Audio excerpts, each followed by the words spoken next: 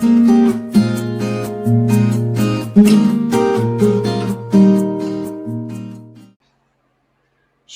শিক্ষার্থী, শুভেচ্ছা জানিয়ে শুরু করতে যাচ্ছি আজকের লাইভ ক্লাস। কেমন আছো তোমরা?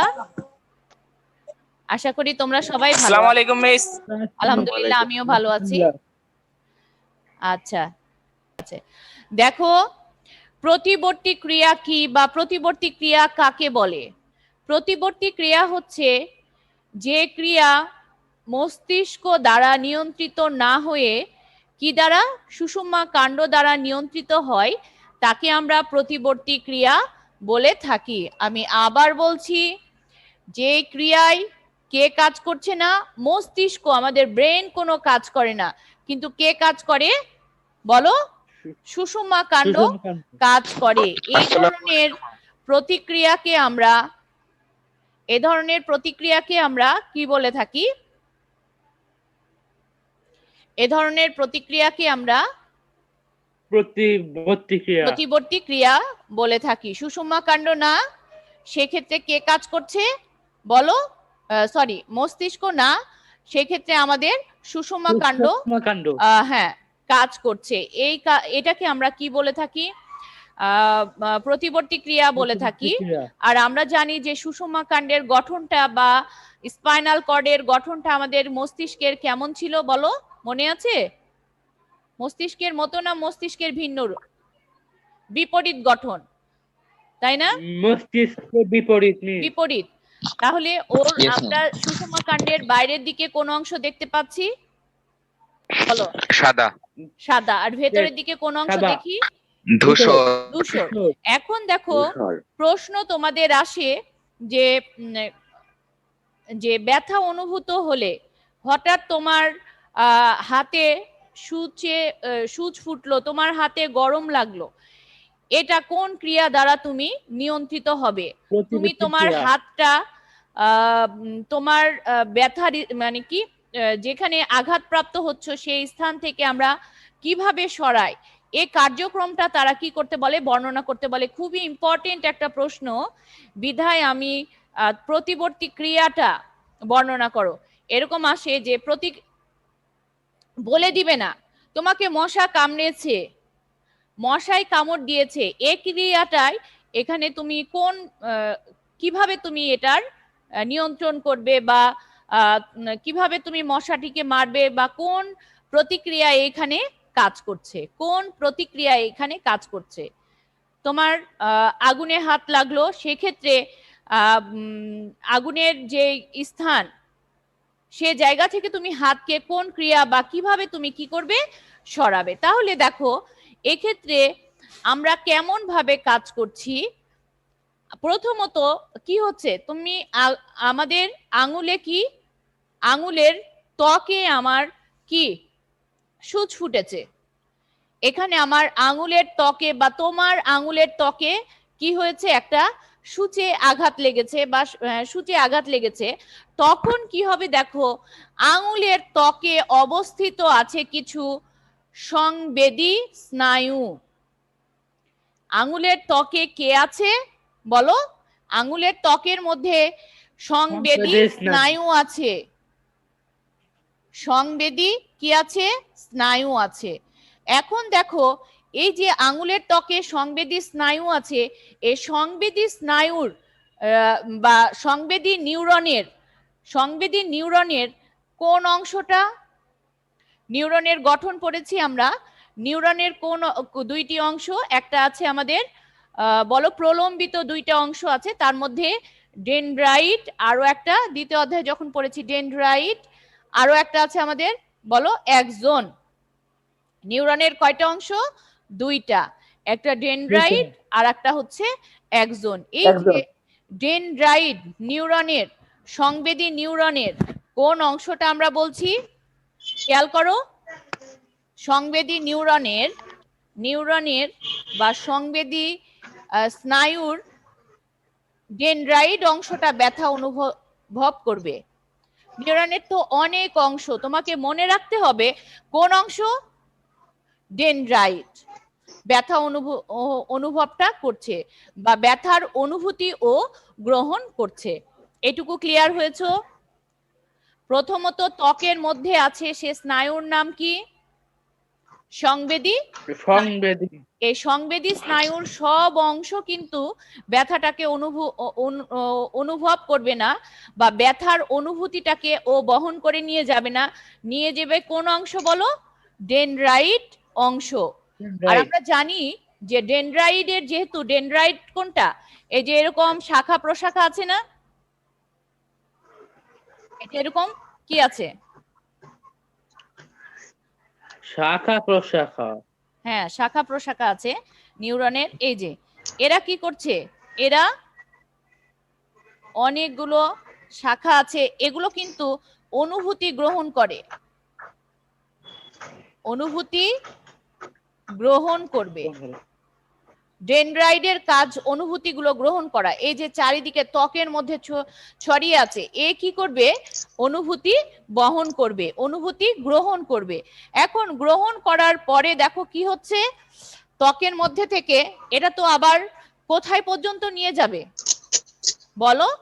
এই অনুভূতিটা, ব্যথার অনুভূতিটা কত দূর পর্যন্ত যাবে? পেশি। কে বলবে এটা আমাকে? নাইস রেজা। ব্যথার অনুভূতি কত দূর পর্যন্ত যাবে? ব্রেন, ব্রেন পর্যন্ত নিয়ে যাবে বলো? আমি কোথায়? পেশি পর্যন্ত। কোথায় আমি বলবো ম্যাম, বলো? মেরুদণ্ডের ধূসর অংশ পর্যন্ত। হ্যাঁ, গুড। আমাদের সুষুমা কাণ্ডের মধ্যে নিয়ে যাবে। এরপরে দেখো এই ব্যথার অনুভূতি আঙুলের ত্বকের উদ্দীপনা সংবেদী নিউরনের একজনের মাধ্যমে এখন সুষুমা কাণ্ডের ধূসর অংশে পৌঁছলো। এখন এটা সুষুমা কাণ্ডের মধ্যে পৌঁছাচ্ছে কার মাধ্যমে? এখন একজনের মাধ্যমে। এখন আমি একটু তোমাদেরকে নিউরনটা আবার না আঁকালেই না,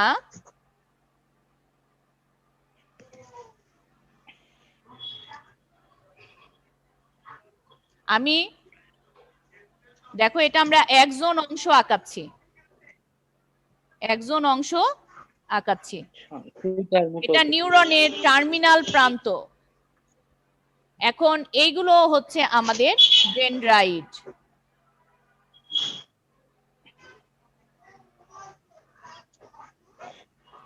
ঠিক আছে, এটা ডেনড্রাইট বা ডেনড্রন বলে থাকি আমরা। এটা আমাদের একজন, চিনতে পারছো? একটা আমাদের ডেনড্রন, ইয়েস ম্যাম। ডেনড্রন, আর ডেনড্রনের শাখা প্রশাখাগুলোর নাম হচ্ছে ডেনড্রাইট। এটা আমাদের একজন। এখন বলছে দেখো এই আঙুলের ত্বকের উদ্দীপনা সংবেদী নিউরনের একজনের মাধ্যমে, সংবেদী নিউরনের ডেনড্রাইট উদ্দীপনা গ্রহণ করেছিল। ডেনড্রন ডেনড্রাইট কি করেছিল বলো? উদ্দীপনা ও নিয়ে গিয়ে এখানে নিয়ে গেছে উদ্দীপনাগুলোকে। কোথায় নিয়ে এসছে উদ্দীপনা? এখানে কোষ দেহের মধ্যে নিয়ে এসেছে। কোষ দেহ হলো, কোষ দেহ থেকে এখন বহন করে কে নিয়ে যাবে? একজন। এইখান থেকে উদ্দীপনাগুলো এখন চলে আসছে আমাদের একজনের মধ্যে। কোথায় আসছে? একজনের ভেতরে। এটুকু ক্লিয়ার হয়েছে তোমরা? Yes ma'am. বলো। Yes ma'am. সবাই তাহলে এইটুকু বুঝেছো? প্রথমে উদ্দীপনা গ্রহণ করবে সংবেদী স্নায়ু। সংবেদী স্নায়ু কোথায় থাকবে? আমরা জানি সংবেদী স্নায়ুগুলো ত্বকের মধ্যে আছে।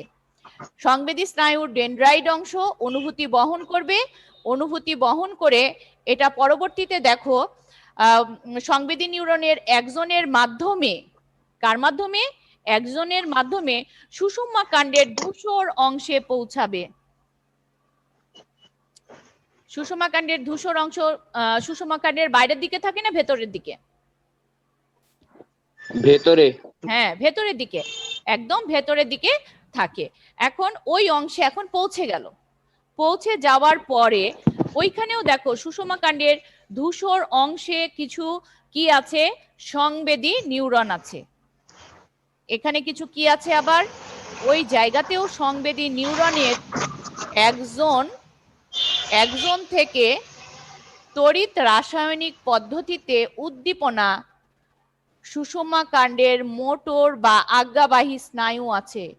আজ্ঞাবাহী মানে কি? এ তোমাকে আজ্ঞা দিবে, এ তোমাকে কি করছে, যে অনুভূতিটা নিয়ে এসেছে, এ অনুভূতির জন্য সে উপযুক্ত প্রতিবেদন তৈরি করবে। এর জন্য এ স্নায়ুকে আমরা মোটর স্নায়ু বা এটাকে আজ্ঞাবাহী স্নায়ু বলি। তুমি একটা জিনিস কি, আগুনে হাত লাগলো, তো এখানে তো অনুভূতিটা দেখো কত তাড়াতাড়ি তোমার সুষমা কাণ্ড, এই আজ্ঞাবাহী স্নায়ু তোমাকে বুঝিয়ে দিচ্ছে কি, আজ্ঞা দিচ্ছে কি, যে তোমাকে আগুন থেকে হাতটাকে কি করতে হবে, সরিয়ে নিতে হবে। এখন তাহলে কোন কোন পদ্ধতিতে, বলো পদ্ধতির নাম কি? প্রতিবর্ত ক্রিয়া। তড়িৎ প্রতিবর্ত ক্রিয়া। রাসায়নিক এখানে পদ্ধতিতে। একটা তড়িৎ রাসায়নিক পদ্ধতি, তড়িৎ রাসায়নিক পদ্ধতি। এখানে আমাদের নিউরো হিউমার নামক কিছু রাসায়নিক পদার্থ থাকে। এই নিউরো হিউমার কি করে, উদ্দীপনাগুলোকে এক জায়গা থেকে আর এক জায়গায় নিয়ে যেতে পারে। ঠিক আছে, তাহলে বলছে দেখো, সুষমা কাণ্ডের ধূসর অংশে অবস্থিত সংবেদী স্নায়ুর কোন অংশ, একজন একজন থেকে তড়িৎ রাসায়নিক পদ্ধতিতে উদ্দীপনা কোথায় চলে যাবে, সুষমা কাণ্ডের, সুষমা কাণ্ড। হ্যাঁ সুষমা কাণ্ডের ওই ধূসর অংশে যে কিছু একজন। মোটর স্নায়ু আছে, ওই মোটর স্নায়ুর কোন অংশে পৌঁছাবে, ডেনড্রাইডে, মোটর স্নায়ুর ডেনড্রাইডে পৌঁছাবে, প্রবেশ করবে। আজ্ঞাবাহী বা স্নায়ুর বা মোটর স্নায়ুর ডেনড্রাইডে এসে উদ্দীপনাটা চলে আসলো। এখন এই উদ্দীপনাগুলো আজ্ঞাবাহী স্নায়ুর একজনের মাধ্যমে উদ্দীপনা কোথায় পৌঁছাবে, পেশিতে চলে যাবে। আজ্ঞাবাহী স্নায়ুর কার মাধ্যমে, একজনের মাধ্যমে। এই উদ্দীপনা আবার কোথায় আসবে, বলো, পেশিতে আসবে। পেশিতে। এবং পেশি তখন বুঝবে যে আমার হাতে সূচ ফুটেছে, চট করে আমি সূচের কাছ থেকে হাতটা সরিয়ে নিব। আমার হাতে আগুনের কি ছ্যাঁকা লেগেছে, তখন আমি চট করে কি করব, হাতটাকে সরিয়ে নিব। তাহলে এইখানে এই জায়গাটা খেয়াল করো, ডেনড্রাইডে প্রবেশ করলো, তারপরে এই আজ্ঞাবাহী স্নায়ুর একজনের মাধ্যমে উদ্দীপনা পুনরায় কোথায় চলে আসছে, আমাদের পেশিতে চলে আসছে।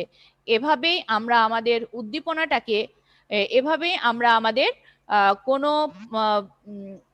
উদ্দীপকের প্রতি কি দিতে পারি, উপযুক্ত সাড়া প্রদান বা উপযুক্ত প্রতিবেদন সৃষ্টি করতে পারি।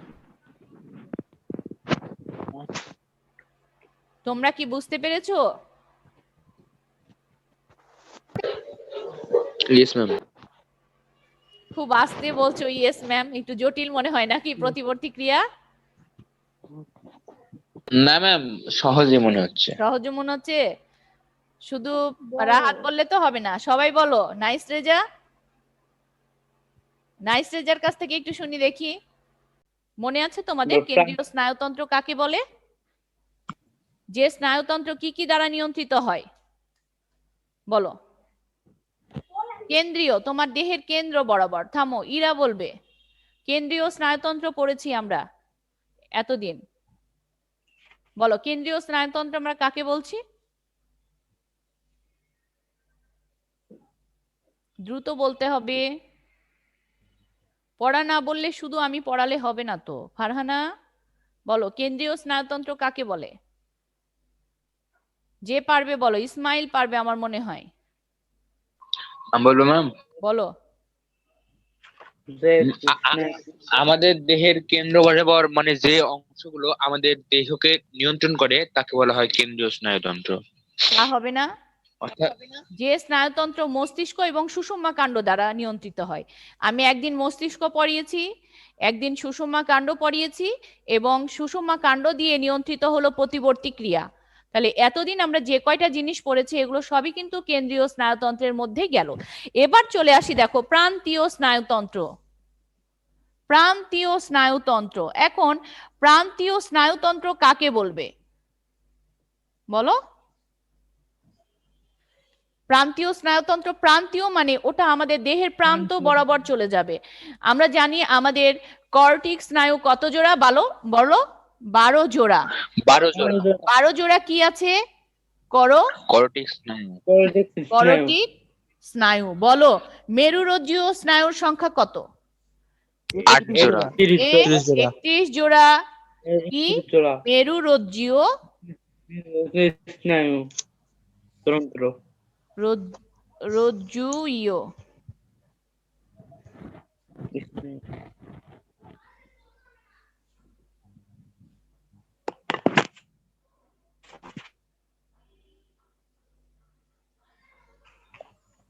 মেরুরজ্জীয় স্নায়ু। তাহলে দেখো যে এই যে 31 জোড়া আর 12 জোড়া স্নায়ুগুলো আছে, সেই স্নায়ুগুলো কি করছে আমাদের? এগুলোই দেহের শেষ প্রান্ত বরাবর আছে। এই কারণে এদেরকে আমরা কি বলছি? প্রান্তীয় স্নায়ুতন্ত্র বলছি। প্রান্তীয় মানে তোমার দেহের প্রান্ত বরাবর। আমাদের দেহের প্রত্যেকটা প্রান্তে, তোমার ফেসেও কি আছে? স্নায়ুতন্ত্র আছে। তোমার একদম এই যে আঙুলের মাথাতেও আমাদের প্রান্তীয় স্নায়ুতন্ত্র আছে। তাহলে আমরা এই যে প্রান্তীয় স্নায়ুতন্ত্র বলবো যে 12 জোড়া করটিক স্নায়ু এবং 31 জোড়া যে মেরুরজ্জীয় স্নায়ু আছে, এই স্নায়ুগুলোর ক্ষুদ্র ক্ষুদ্র যে শাখা প্রশাখা দিয়ে তৈরি স্নায়ুতন্ত্রকেই আমরা প্রান্তীয় স্নায়ুতন্ত্র বলবো। আমি আবার বলছি, মস্তিষ্ক থেকে যে 12 জোড়া এবং মেরুরজ্জু থেকে বা স্পাইনাল কর্ড থেকে যে 31 জোড়া স্নায়ু বের হয়, সেগুলো থেকে যে ক্ষুদ্র ক্ষুদ্র আরো স্নায়ু বের হয় বা আরো শাখা প্রশাখাগুলো বের হয়, সেগুলোই কিন্তু প্রান্তীয় স্নায়ুর অন্তর্ভুক্ত বা প্রান্তীয় স্নায়ুতন্ত্রের অন্তর্ভুক্ত। এগুলো যেমন আমাদের নাকে গেছে, চোখের দেখা যায় তোমার এই অক্ষিগোলক নড়াতেও সাহায্য করে, আমাদের জিহ্বাতে আছে, এগুলো সকল কাজ চোখ, কান, নাক, জিহ্বা বিভিন্ন অঙ্গের সঞ্চালনে আমাদের এই প্রান্তীয় স্নায়ুগুলো কি করে থাকে? সাহায্য করে থাকে। বুঝতে পেরেছো প্রান্তীয় স্নায়ুটা তাহলে কারা? তারা কিন্তু কোথা থেকে বের হচ্ছে? ওই মূল স্নায়ুগুলো থেকে বের হচ্ছে। তবে তোমার দেহের এটা কোথা পর্যন্ত যাচ্ছে? প্রান্ত বরাবর, শেষ ভাগ বরাবর যায় বলে একে আমরা কি বলে থাকি? প্রান্তীয় স্নায়ুতন্ত্র বলে থাকি। ঠিক আছে, এরপরে চলে আসো স্বয়ংক্রিয় স্নায়ুতন্ত্র। স্বয়ংক্রিয় মানে কি? অটোমেটিক। এটা তুমি নিজে নিজেই হচ্ছে, ওটা কিন্তু তোমাকে নিয়ন্ত্রণ করতে হচ্ছে না। তাহলে স্বয়ংক্রিয় স্নায়ুতন্ত্র আমরা কাকে বলছি? Automatic nervous system. কোথায় এ কাজ করবে? তোমার পরিপাক তন্ত্রকে কি তুমি নিয়ন্ত্রণ করো? সেক্ষেত্রে না। তোমার ভেতরের ফুসফুসে তোমার স্নায়ুতন্ত্র আছে, নাহলে তোমার পেটে যে জ্বালা হচ্ছে তুমি কি করে বুঝছো? ওখানেও কিন্তু স্নায়ু আছে বলেই তুমি কি করছো? অনুভূতিটা বুঝতে পারছো। তারপরে তোমার হৃৎপিণ্ডে যদি ব্যথা হয় তাহলে তুমি বুঝো। কেন বুঝো? ওইখানেও কিন্তু আমাদের কি আছে? স্নায়ুতন্ত্র আছে। অর্থাৎ স্বয়ংক্রিয় স্নায়ুতন্ত্রগুলো সে অঙ্গগুলোতে থাকে যে অঙ্গগুলোকে আমরা সরাসরি নিয়ন্ত্রণ করতে পারি না। সে জায়গাগুলোতে আমরা কি দেখি? বলো। স্বয়ংক্রিয় স্নায়ুতন্ত্র বলি। আমাদের ফুসফুস, হৃৎপিণ্ড, পরিপাকতন্ত্র, অর্থাৎ ইন্টারনাল যে অর্গানগুলো আছে সে জায়গাগুলোতে কার কোন স্নায়ু থাকে এবং সেই জিনিসগুলো কোন স্নায়ু দ্বারা নিয়ন্ত্রিত? বলো। স্বয়ংক্রিয়, বলো। স্বয়ংক্রিয় স্নায়ুতন্ত্র। সবার আগে হচ্ছে কথা বলে সৌরভ।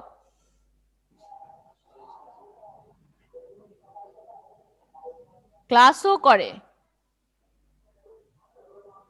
বলো, এবার এইটুকু প্রশ্ন ধরি তাহলে। প্রান্তীয় স্নায়ুতন্ত্র এবং স্বয়ংক্রিয় স্নায়ুতন্ত্র। সৌরভ বলবে না, ও আনমিউট করে রাখে উত্তর বলার জন্য। এবার আরাব বলো,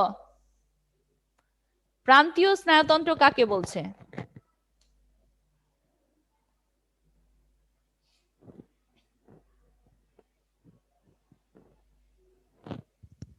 তাড়াতাড়ি বলতে হবে, যে পারবে এখন বলো, সৌরভ বাদে।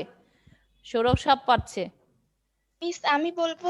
বলো রাহিমা, বলো। মস্তিষ্ক থেকে যে 12 জোড়া এবং মেরুরজ্জু থেকে যে মেরুরজ্জু। 31 জোড়া স্নায়ু বের হয় এবং ক্ষুদ্র ক্ষুদ্র আরো যে স্নায়ু বের হয় তাদেরকেই প্রান্তীয় স্নায়ুতন্ত্র বলে। আচ্ছা, তাদেরকে আমরা প্রান্তীয় স্নায়ুতন্ত্র বলছি।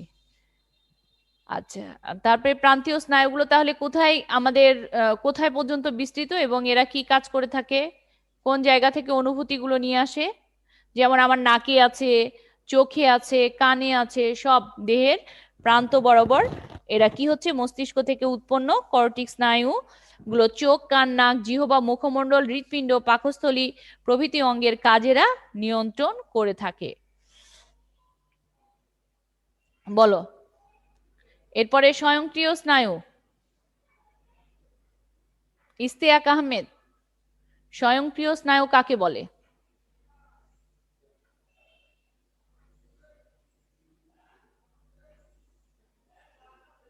মিস আমি বলবো। বলো, কে?